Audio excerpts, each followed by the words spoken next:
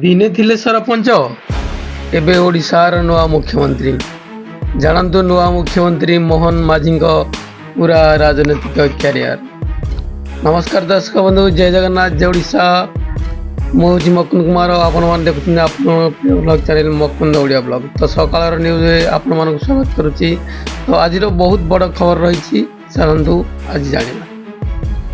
ନୂଆ ମୁଖ୍ୟମନ୍ତ୍ରୀ ପାଇଛି ଓଡ଼ିଶା, ମୋହନ ମାଝୀ ହେବେ ରାଜ୍ୟର ନୂଆ ମୁଖ୍ୟମନ୍ତ୍ରୀ। ଏନେଇ ଆଜି ବିଜେପି ବିଧାୟକ ଦଳ ବୈଠକରେ ନିଷ୍ପତ୍ତି ହୋଇଛି। ଏଥିସହ ପାଟଣାଗଡ଼ ବିଧାୟକ କେ.ଭି. ସିଂହଦେଓ ଏବଂ ନିମାପଡ଼ା ବିଧାୟିକା ପ୍ରଭାତୀ ପରିଡ଼ା ଉପମୁଖ୍ୟମନ୍ତ୍ରୀ ହେବେ। ତେବେ ମୁଖ୍ୟମନ୍ତ୍ରୀ ରେସ୍ରେ ଅନେକ ନେତା ଥିଲେ ବି ସମସ୍ତଙ୍କୁ ପଛରେ ପକାଇ ମୋହନ ମାଝୀ ଆଜି ବାଜି ମାରିଛନ୍ତି। ସୂଚନାଯୋଗ୍ୟ ଯେ ଓଡ଼ିଶା ରାଜନୀତିରେ ବିଜେପିର ଜଣେ ଟାଣୁଆ ନେତା ଭାବେ ପରିଚିତ ମୋହନ ମାଝୀ 2000, 2009, 2019 ଏବଂ 2024 ମସିହାରେ ବିଧାୟକ ଭାବେ ନିର୍ବାଚିତ ହୋଇଛନ୍ତି। ତେବେ ଏହା ପୂର୍ବରୁ ସେ ବିଧାନସଭାରେ ବିଜେପିର ମୁଖ୍ୟ ସଚେତକ ଥିଲେ। ଆଉ ଏବେ ବିଜେପି ସତ୍ତାକୁ ଆସିବା ପରେ ତାଙ୍କୁ ମୁଖ୍ୟମନ୍ତ୍ରୀ ପଦର ଦାୟିତ୍ୱ ଦିଆଯାଇଛି। ଦିନେ ଥିଲେ ସରପଞ୍ଚ, ମୋହନ ମାଝୀଙ୍କ ରାଜନୈତିକ କ୍ୟାରିୟର ଜଣେ ସରପଞ୍ଚ ଭାବେ ଆରମ୍ଭ ହୋଇଥିଲା। 1997ରୁ 2000 ମସିହା ପର୍ଯ୍ୟନ୍ତ ସେ ସରପଞ୍ଚ ଭାବେ କାର୍ଯ୍ୟ କରିଥିଲେ।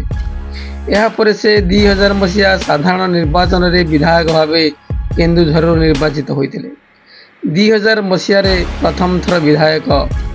ସୂଚନା ମୁତାବକ 2000 ମସିହାର ଓଡ଼ିଶା ବିଧାନସଭା ନିର୍ବାଚନରେ ମୋହନ ଭାରତୀୟ ଜନତା ପାର୍ଟିର ପ୍ରାର୍ଥୀ ଭାବରେ କେନ୍ଦୁଝର ବିଧାନସଭା ନିର୍ବାଚନ ମଣ୍ଡଳୀରୁ ନିର୍ବାଚନ ଲଢ଼ିଥିଲେ। ଏହି ନିର୍ବାଚନରେ ସେ ସମୁଦାୟ 51,449 ଖଣ୍ଡ ଭୋଟ ପାଇ ବିଜୟୀ ହୋଇ ଓଡ଼ିଶା ବିଧାନସଭାକୁ ନିର୍ବାଚିତ ହୋଇଥିଲେ। ସେତେବେଳେ ସେ ତାଙ୍କର ନିକଟତମ ପ୍ରତିଦ୍ୱନ୍ଦ୍ୱୀ ଭାରତୀୟ ଜାତୀୟ କଂଗ୍ରେସର ପ୍ରାର୍ଥୀ ଜଗଦୀଶ ନାୟକଙ୍କୁ 22,163 ଖଣ୍ଡ ଭୋଟରେ ପରାସ୍ତ କରିଥିଲେ। ଏହି ବିଧାନସଭାରେ ସେ 2000 ମସିହାରୁ 2004 ମସିହାରେ ନବୀନ ପଟ୍ଟନାୟକଙ୍କର ମନ୍ତ୍ରିମଣ୍ଡଳ ଭାଙ୍ଗିବା ଯାଏ କାର୍ଯ୍ୟ କରିଥିଲେ। 2004ରେ ଲଗାତାର ଦ୍ୱିତୀୟ ଥର ମଧ୍ୟ ବିଧାୟକ ହୋଇଥିଲେ।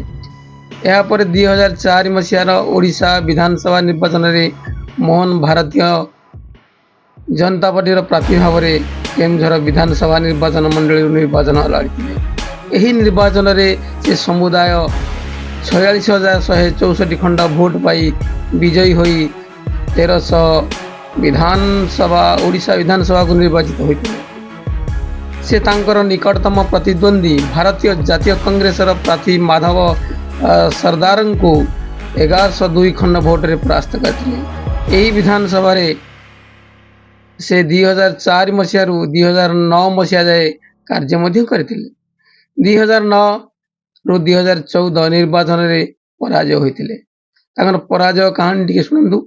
2009 ମସିହାର ଓଡ଼ିଶା ବିଧାନସଭା ନିର୍ବାଚନରେ ମୋହନ ଭାରତୀୟ ଜନତା ପାର୍ଟିର ପ୍ରାର୍ଥୀ ଭାବରେ କେନ୍ଦୁଝର ବିଧାନସଭା ନିର୍ବାଚନ ମଣ୍ଡଳୀରୁ ନିର୍ବାଚିତ ହୋଇଥିଲେ ଏବଂ ଲଢ଼ିକି ମଧ୍ୟ ପରାଜିତ ହୋଇଥିଲେ। ଏହି ନିର୍ବାଚନରେ ସେ ସମୁଦାୟ 29,202 ଖଣ୍ଡ ଭୋଟ ପାଇ ଦ୍ୱିତୀୟ ସ୍ଥାନରେ ରହି ପରାଜିତ ହୋଇଥିଲେ। ବିଜୁ ଜନତା ଦଳର ପ୍ରାର୍ଥୀ ଶୁଭମ ନାୟକ ତାଙ୍କୁ 7,259 ଖଣ୍ଡ ଭୋଟରେ ପରାସ୍ତ କରି 1400 ଓଡ଼ିଶା ବିଧାନସଭାକୁ ନିର୍ବାଚିତ ହୋଇଥିଲେ। ସେହିପରି 2014 ମସିହାର ଓଡ଼ିଶା ବିଧାନସଭା ନିର୍ବାଚନରେ ମଧ୍ୟ ମୋହନ ମାଝୀ ପରାଜିତ ହୋଇଥିଲେ। ଏହି ନିର୍ବାଚନରେ ସେ ସମୁଦାୟ 47,283 ଖଣ୍ଡ ଭୋଟ ପାଇ ଦ୍ୱିତୀୟ ସ୍ଥାନରେ ରହି ପରାଜିତ ହୋଇଥିଲେ।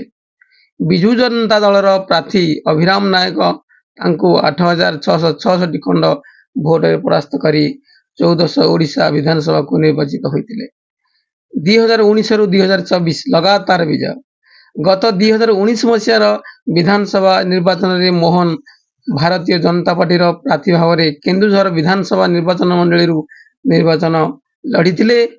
ଏହି ନିର୍ବାଚନରେ ସେ ବିଜୟୀ ହୋଇ 1600 ଓଡ଼ିଶା ବିଧାନସଭାକୁ ନିର୍ବାଚିତ ମଧ୍ୟ ହୋଇଥିଲେ। ଆଉ ଏଥର ମଧ୍ୟ ସେ ସେହି ସମାନ କେନ୍ଦୁଝର ନିର୍ବାଚନ ମଣ୍ଡଳୀରୁ ନିର୍ବାଚିତ ହେବା ସହିତ ବିଜେପିର ମୁଖ୍ୟମନ୍ତ୍ରୀ ଚେହେରା ହେଇଛନ୍ତି। ତ ଦର୍ଶକ ବନ୍ଧୁ, ଏ ଭିଡ଼ିଓଟି ଆପଣଙ୍କୁ କେମିତି ଲାଗିଲା, ଏ ଇନଫର୍ମେସନ୍ ଆପଣଙ୍କୁ କେମିତି ଲାଗିଲା ନିହାତି କମେଣ୍ଟ ସେକ୍ସନରେ କମେଣ୍ଟ କରିବେ। ତ ଆଜିର ଦିନଟି ଆପଣମାନଙ୍କୁ ଶୁଭମୟ ହେଉ ଏତିକି କାମନା କରି ଆଜିର ବ୍ଲଗଟି ଏଇଠି ରଖୁଛି। ଜୟ ଜଗନ୍ନାଥ, ଜୟ ଓଡ଼ିଶା, ନମସ୍କାର। Thank you for watching.